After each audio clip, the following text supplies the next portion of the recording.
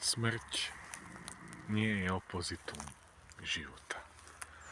Smrť je kompletizáciou života. A nikam neodchádzame. Len tu odložíme svoje telo. Odložíme tu aj svoju myseľ. No a napokon tu samozrejme odložíme aj svoje meno.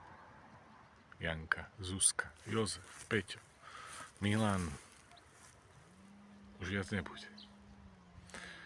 Staneme sa oceánom. Tá vlnka, tá pomyselná vlnka sa zmení naspäť na vodu. Vždy sme boli vodou.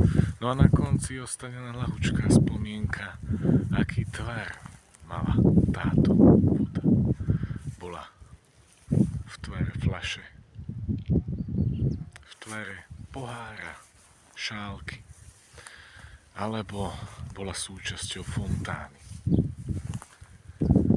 alebo bola zamrznutá ako ľad, či bublala ako vriaca polievka v kotli.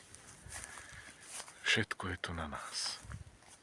Aký tvar života si vyberieme, taký budeme mať. Dúfam, že ten váš je vás naozaj hoden.